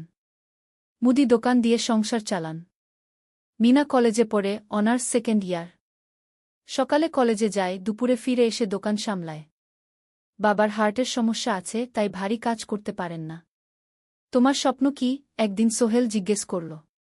গ্র্যাজুয়েশন শেষ করে একটা ভালো চাকরি করব। তারপর বাবাকে ভালো চিকিৎসা করাব। তুমি? আমিও চাকরি করে পরিবারকে ভালোভাবে দেখভাল করতে চাই। মা আর বোনকে নিয়ে শহরে আনব একদিন গু। দুজনেই নিজেদের স্বপ্নের কথা বলতে গিয়ে বুঝল তাদের স্বপ্ন অনেকটা একই রকম। ৫ম অধ্যায়, বিপদ। ৬ মাস কেটে গেল। সোহেল এখন আলী সাহেবের খুব প্রিয় কর্মচারী। সে শুধু চা বিস্কুট দেওয়ার কাজই করে না, এখন কম্পিউটারেও কিছু কাজ শিখেছে। ছোটখাটো টাইপিং, ডেটা এন্ট্রি এসব করতে পারে। আলী সাহেব খুশি হয়ে তার বেতন বাড়িয়ে ৮,০০০ টাকা করে দিয়েছেন। একদিন রাতে সোহেল অফিস থেকে ফিরছিল। সেদিন একটু দেরি হয়ে গেছে। রাত প্রায় ৯টা। সাধারণত সোহেল সন্ধ্যা ৭:৩০টায় ফিরে। কিন্তু সেদিন অফিসে একটা জরুরি কাজ ছিল। বাস থেকে নেমে সোহেল বাড়ির দিকে হাঁটছিল। হঠাৎ একটা অন্ধকার গলিতে ৩ জন লোক তাকে ঘিরে ধরল। তাদের চেহারা দেখেই বোঝা যাচ্ছিল ভালো উদ্দেশ্য নিয়ে আসেনি। টাকা দে তাড়াতাড়ি, একজন বলল। তার হাতে একটা ছুরি। সোহেল ভয় পেয়ে গেল। ভাই, আমার কাছে খুব কম টাকা আছে গি। যা আছে দে। তাড়াতাড়ি করো। সোহেল কাঁপতে কাঁপতে তার পকেট থেকে ৫ টাকা বের করে দিল। এই টাকা দিয়ে সে বাজার করবে ভেবেছিল। কিন্তু ছিনতাইকারীরা সন্তুষ্ট হল না। শুধু ৫ টাকা?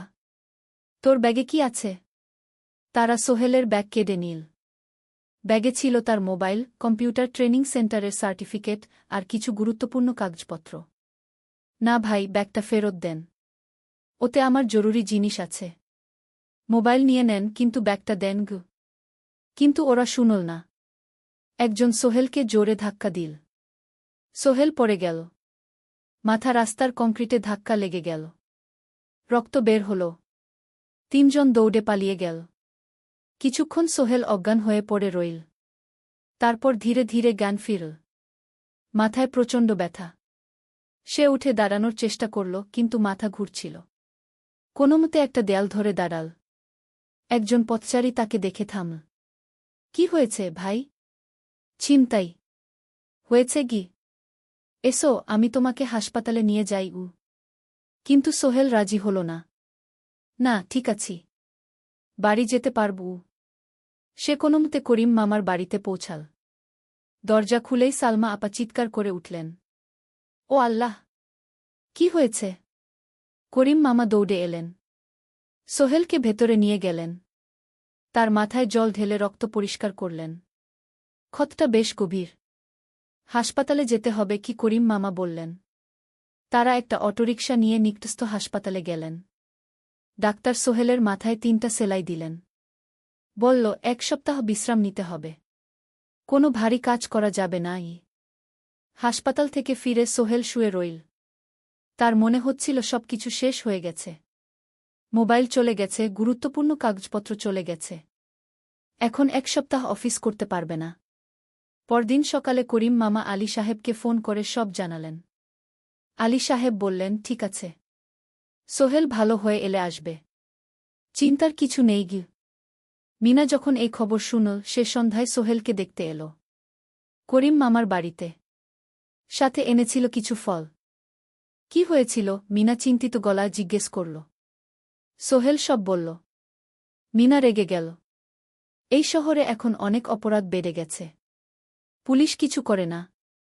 তুমি পুলিশে রিপোর্ট করেছ? না। লাভ নেই। তবুও করা উচিত। তোমার মোবাইলটা হয়তো খুঁজে পাওয়া যাবে কি। করিম মামা সোহেলকে নিয়ে পুলিশ স্টেশনে গেলেন। জেনারেল ডায়েরি করলেন। কিন্তু পুলিশ খুব একটা আশা দিল না। দেখি কিছু করা যায় কিনা গু। সোহেল বুঝল মোবাইল আর ফিরবে না। সেই এক সপ্তাহ সোহেলের জীবনের সবচেয়ে কঠিন সময় ছিল। সে শুধু শারীরিকভাবেই ক্ষতিগ্রস্ত হয়নি, মানসিকভাবেও ভেঙে পড়েছিল। প্রতিরাতে দুঃস্বপ্ন দেখত। সেই ৩ জন ছিনতাইকারীর মুখ ভুলতে পারছিল না। মিনা প্রায় প্রতিদিন আসত। তাকে সাহস দিত। তুমি হাল ছেড়ো না সোহেল। জীবনে এরকম খারাপ সময় আসে। কিন্তু এটা কাটিয়ে ওঠাই হলো আসল বীরত্ব। সোহেলের মা গ্রাম থেকে ফোন করতেন। করিম মামার মোবাইল থেকে। তুই ভালো আছিস তো? সোহেল মাকে সব সত্যি বলেনি। শুধু বলেছে, হ্যাঁ মা, ভালো আছি। একটু জ্বর হয়েছিল। এখন ভালো। ১ সপ্তাহ পর সোহেল আবার অফিসে গেল। আলী সাহেব তাকে দেখে খুশি হলেন। কেমন আছো? ভালো আছি স্যার। ঠিক আছে। তবে প্রথম কয়েকদিন হালকা কাজ করবে গু। সোহেল আবার কাজে মন দিল। কিন্তু একটা জিনিস তাকে খুব কষ্ট দিচ্ছিল, তার মোবাইল নেই। মায়ের সাথে কথা বলতে পারছে না নিয়মিত। করিম মামার মোবাইল চাইতে সংকোচ লাগে। একদিন জাহিদ ভাই তাকে ডাকলেন। সোহেল, আমার একটা পুরনো মোবাইল আছে। তুমি ব্যবহার করো? না ভাই, আমি নাও। আমার কাজে লাগছে না। তুমি রাখো গু। সোহেল কৃতজ্ঞতায় প্রায় কেঁদে ফেল। ধন্যবাদ ভাই। মোবাইল পেয়ে সোহেল প্রথমেই মাকে ফোন করল। মা খুব খুশি হলেন। এতদিন ফোন করিসনি কেন? মা, মোবাইলটা নষ্ট হয়ে গিয়েছিল। নতুন নিয়েছি। মায়ের গলায় স্বস্তি ফুটে উঠল। ৬ষ্ঠ অধ্যায়, নতুন সুযোগ। আরও ৩ মাস কেটে গেল। সোহেল পুরোপুরি সুস্থ হয়ে গেছে। তার জীবন আবার স্বাভাবিক হয়ে এসেছে।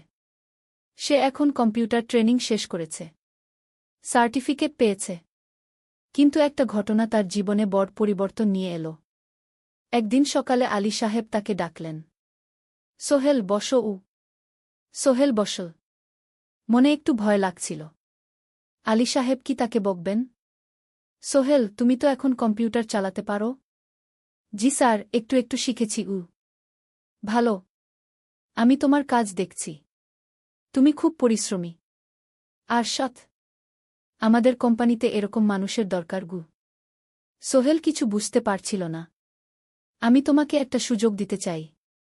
আমাদের কোম্পানি একটা ট্রেনিং প্রোগ্রাম চালু করছে নতুন কর্মচারীদের জন্য। ৬ মাসের কোর্স। কম্পিউটার অ্যাকাউন্টিং, ভবন নির্মাণের হিসাব নিকাশ, প্রজেক্ট ম্যানেজমেন্ট সব শিখবে। কোম্পানি সব খরচ দেবে। ট্রেনিংয়ের সময় তোমার বেতনও চলবে। রাজি আছো? সোহেল বিশ্বাস করতে পারছিল না। স্যার, সত্যি?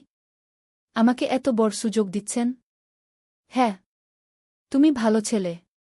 পরিশ্রমী। আমি তোমাকে এগিয়ে দিতে চাই।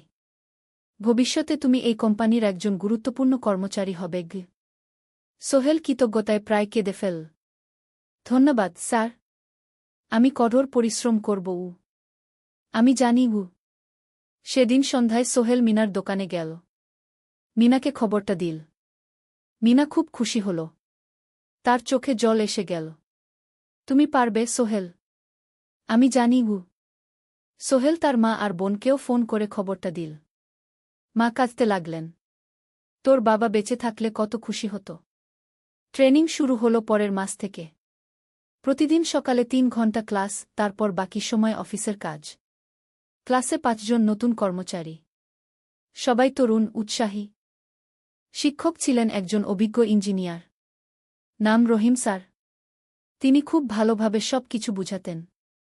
কম্পিউটার অ্যাকাউন্টিং, এক্সেলে জটিল ক্যালকুলেশন, প্রজেক্টের বাজেট তৈরি, সময় ব্যবস্থাপনা সব।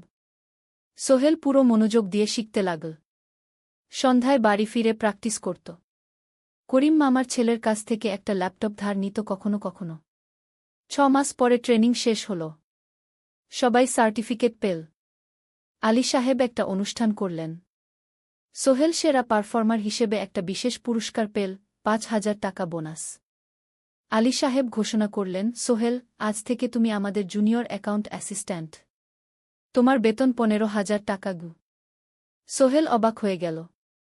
৮,০০০ থেকে ১৫,০০০, প্রায় দ্বিগুণ। সেদিন রাতে সোহেল ঘুমাতেই পারল না। খুশিতে, উত্তেজনায় তার চোখে ঘুম নেই।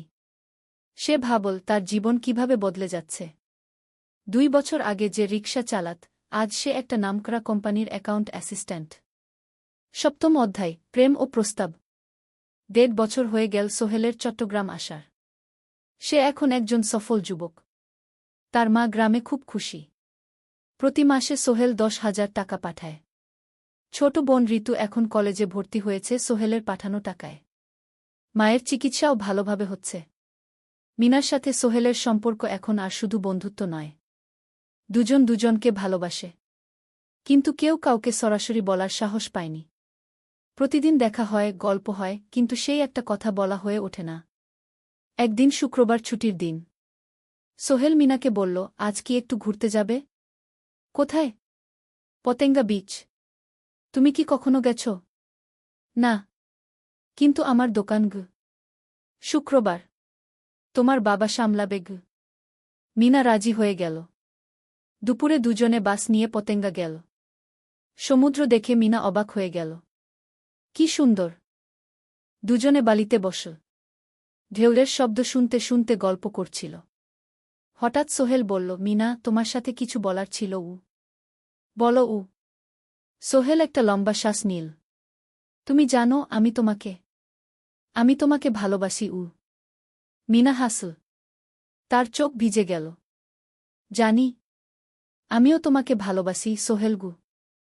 সোহেল অবাক হয়ে গেল। সত্যি? হ্যাঁ। অনেকদিন ধরেই জানি। তুমি আমার জীবনে এসে সব কিছু বদলে দিয়েছ। তোমার সাথে থাকলে আমার মনে হয় আমি যে কোনো কিছু করতে পারব। দুজনে কিছুক্ষণ চুপ করে বসে রইল। সমুদ্রের ঢেউ এসে পায়ে লাগছিল। সূর্য পশ্চিমে ঢলে পড়ছে। আকাশ লালকুমলা হয়ে গেছে। কিন্তু আমার বাবার সাথে কথা বলতে হবে, কি মিনা বলল। আমি তৈরি। যখন বলবে তখন বলব। পরের সপ্তাহে সোহেল মিনার বাবার সাথে কথা বলল। আব্দুল হামিদ সাহেব প্রথমে একটু দ্বিধা করলেন। তুমি কোনো পরিবারের ছেলে? তোমার বাবা কি করতেন? সোহেল সব সত্যি বলল। তার বাবা ছিলেন স্কুল শিক্ষক। মারা গেছেন ১০ বছর আগে। মা গ্রামে থাকেন। ছোট বোন কলেজে পড়ে। তুমি নিজে কি করো? আমি আলামিন কনস্ট্রাকশন কোম্পানিতে জুনিয়র অ্যাকাউন্ট অ্যাসিস্ট্যান্ট। মাসে ১৫,০০০ টাকা বেতন। আব্দুল হামিদ সাহেব ভাবলেন। তারপর বললেন, দেখো, মিনা আমার একমাত্র সন্তান। তার মা নেই। আমি একা তাকে বড় করেছি। আমি চাই মিনা একজন ভালো ছেলের সাথে বিয়ে হোক। তুমি দেখতে ভালো ছেলে মনে হচ্ছে। কিন্তু আমাকে তোমার মায়ের সাথে দেখা করতে হবে। তোমার পরিবারকে জানতে হবে। জি আঙ্কেল। আমি ব্যবস্থা করছি। সোহেল খুশিতে আটখানা। সে সেদিন রাতেই তার মাকে ফোন করল। মাকে সব বলল। মা প্রথমে অবাক হলেন। তারপর খুশি হলেন। মিনা মেয়েটা কেমন? খুব ভালো, মা। তুমি দেখলে পছন্দ করবে। ঠিক আছে। আমি আর ঋতু আসছি চট্টগ্রাম। ২ সপ্তাহ পর সোহেলের মা আর বোন চট্টগ্রাম এল। সোহেল তাদের নিয়ে মিনার বাড়িতে গেল। ২ পরিবার একসাথে বসল। মিনার বাবা সোহেলের মাকে দেখে খুশি হলেন। সোহেলের মা সহজ সরল ভদ্রমহিলা। আপনার ছেলে খুব ভালো। মিনা তাকে পছন্দ করে। আমিও রাজি। আব্দুল হামিদ সাহেব বললেন। আমার সোহেল সৎ ছেলে। মিনাকে খুব ভালোবাসে। আমি জানি ও মিনাকে সুখে রাখবে। কি সোহেলের মা বললেন। বিয়ের তারিখ ঠিক হল। ৩ মাস পর। এই ৩ মাসে সোহেল যথেষ্ট টাকা জমাবে। বিয়ে হবে সাদামাটা, কিন্তু সুন্দর। ৮ম অধ্যায়, নতুন পথ। ৩ মাস কেটে গেল দ্রুত। সোহেল প্রতিদিন কঠোর পরিশ্রম করছিল। অফিসে তার কাজের প্রশংসা হচ্ছে। আলী সাহেব তাকে এখন ছোটখাটো প্রজেক্টের হিসাব দেখতে দিচ্ছেন। সোহেল তার সঞ্চিত টাকা দিয়ে বিয়ের আয়োজন করল। বিয়ে হল মিনার বাড়ির কাছের একটা কমিউনিটি সেন্টারে। খুব বেশি লোক আসেনি। ২ পরিবারের আত্মীয় স্বজন আর অফিসের কয়েকজন সহকর্মী। কিন্তু অনুষ্ঠান ছিল খুব সুন্দর। সোহেল যখন মিনাকে বিয়ের পোশাকে দেখল, তার মনে হল পৃথিবীর সবচেয়ে সুন্দর মেয়ে সে। লাল শাড়ি পরা, মুখে হালকা মেকআপ, কিন্তু তার স্বাভাবিক সৌন্দর্য ছিল আসল। বিয়ের পর সোহেল একটা ছোট্ট ফ্ল্যাট ভাড়া নিল। 2 রুমের ফ্ল্যাট, মাসে ভাড়া 5,000 টাকা। মিনা এখনও তার পড়াশোনা চালিয়ে যাচ্ছে। আরও 1 বছর বাকি গ্র্যাজুয়েশন শেষ হতে। সোহেলের মা আর বোন গ্রামে ফিরে গেল। মা বলে গেলেন, সোহেল, মিনাকে ভালো রাখিস। মেয়েরা অনেক ত্যাগ করে সংসার করতে গু। জানি মা গু। নতুন জীবন শুরু হল। সোহেল সকালে অফিসে যায়, সন্ধ্যায় ফেরে। মিনা সকালে কলেজে যায়, দুপুরে ফিরে রান্না করে, ঘর গোছায়। সন্ধ্যায় দুজনে একসাথে বসে পড়াশোনা করে, গল্প করে, টিভি দেখে। জীবন সুন্দর ছিল। কিন্তু চ্যালেঞ্জও ছিল।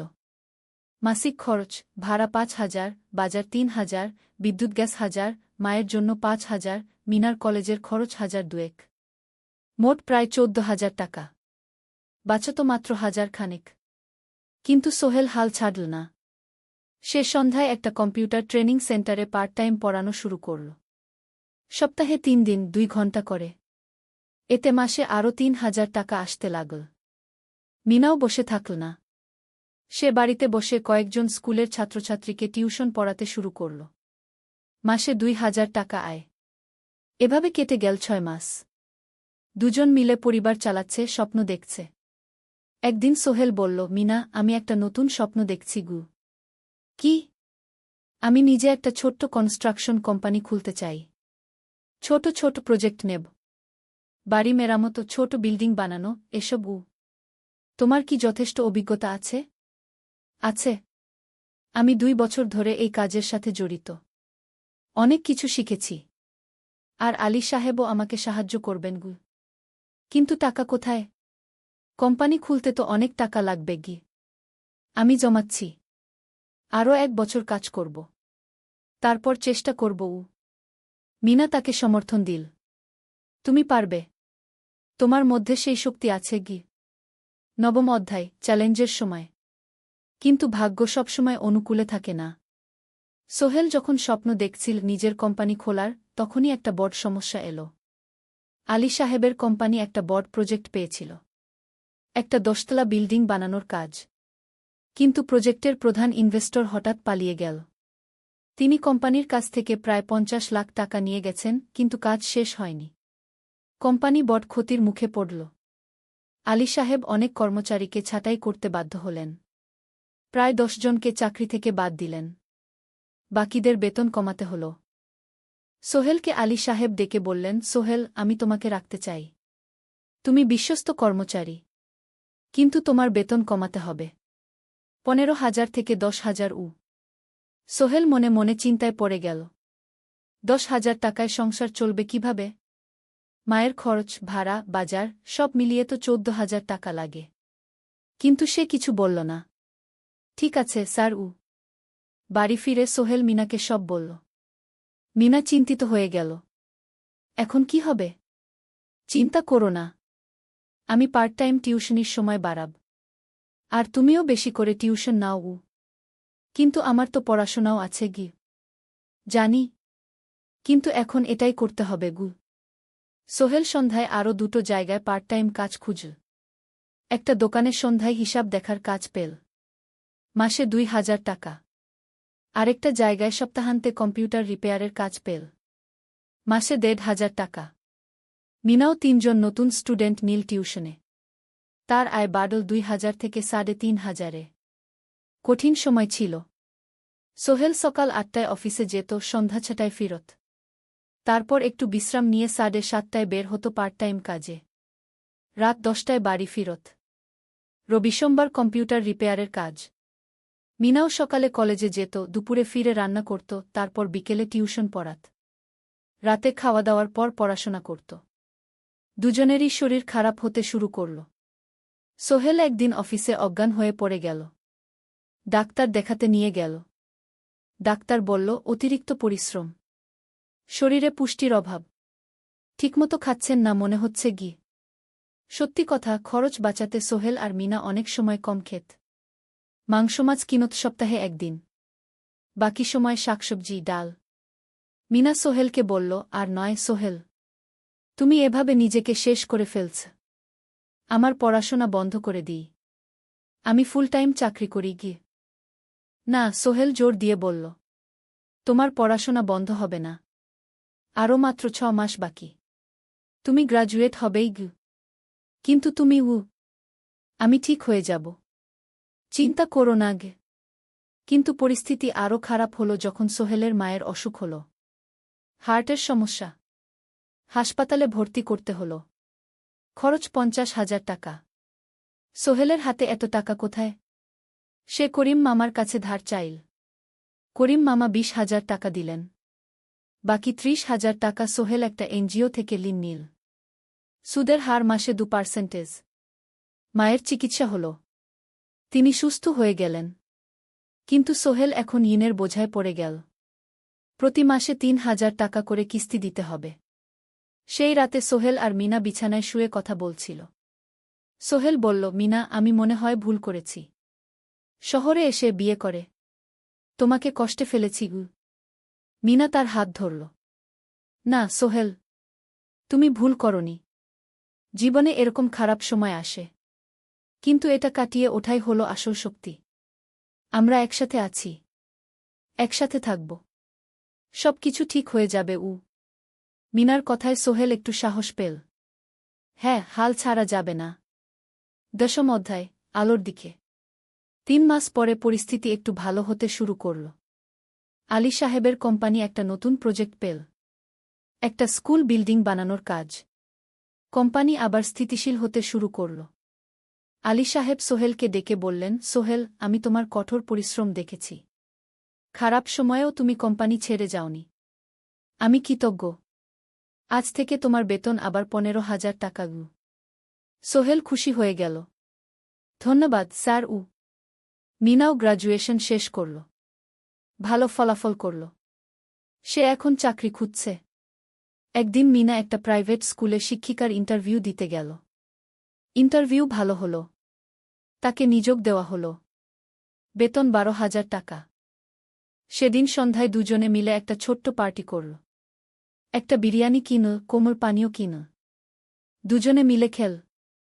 আমরা পেরেছি সোহেল, মিনা বলল। হ্যাঁ, আমরা পেরেছি গু। এখন দুজনের মিলিয়ে আয় 27,000 টাকা। খরচ চালানোর পর প্রায় 10,000 টাকা বাঁচে। সোহেল এই টাকা দিয়ে লেন শোধ করতে শুরু করল। পার্ট টাইম কাজগুলো ছেড়ে দিল। শরীরের যত্ন নেওয়া শুরু করল। আরও 6 মাস পরে সোহেলের কাছে একটা বড় সুযোগ এল। আলী সাহেব একদিন তাকে ডাকলেন। সোহেল, তুমি কি নিজের ব্যবসা করতে চাও? স্যার, আমি তোমাকে একটা ছোট্ট প্রজেক্ট দিতে চাই। একটা 3 তলা বিল্ডিংয়ের কনস্ট্রাকশন।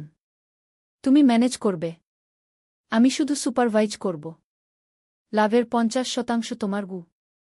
সোহেল ভাবল, এটা একটা বড় সুযোগ, কিন্তু ঝুঁকিও আছে। যদি কাজটা ভালোভাবে না হয়?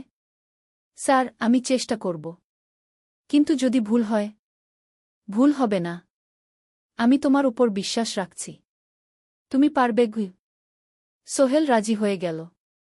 এই প্রজেক্ট তার জীবনে টার্নিং পয়েন্ট হতে পারে। 11 অধ্যায়, স্বপ্ন পূরণের পথে। পরের 6 মাস সোহেল খুব কঠোর পরিশ্রম করল। প্রজেক্টটা ম্যানেজ করা সহজ ছিল না। শ্রমিক নিযোগ, ম্যাটেরিয়াল কেনা, কাজের তদারকি, সময়মতো কাজ শেষ করা, সব দায়িত্ব তার। প্রথম 2 মাস খুব চাপের মধ্যে গেল। একদিন একজন শ্রমিক কাজ করতে গিয়ে আহত হল। সোহেল তাকে হাসপাতালে নিয়ে গেল, তার চিকিৎসার খরচ দিল।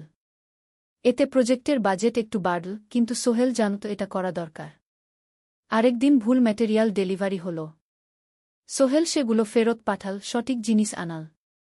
এতে 3 দিন দেরি হল, কিন্তু কাজের মান ঠিক রইল। মিনা তাকে সবসময় সাপোর্ট করছিল। সে এখন চাকরিতে স্থিতিশীল। স্কুলের বাচ্চারা তাকে পছন্দ করে। প্রিন্সিপাল তার কাজে খুশি। প্রজেক্ট শেষ হল 6 মাসে। সময়মতো, বাজেটের মধ্যে। বিল্ডিংয়ের মালিক খুব খুশি হলেন। তিনি আলী সাহেবকে ধন্যবাদ দিলেন। আলী সাহেব বললেন, ধন্যবাদ আমাকে না, এই ছেলেকে দিন। সোহেল পুরো প্রজেক্ট ম্যানেজ করেছে গু। প্রজেক্ট থেকে মোট লাভ হল 3 লাখ টাকা। সোহেল পেল 1.5 লাখ টাকা। তার জীবনে এত টাকা এই প্রথম।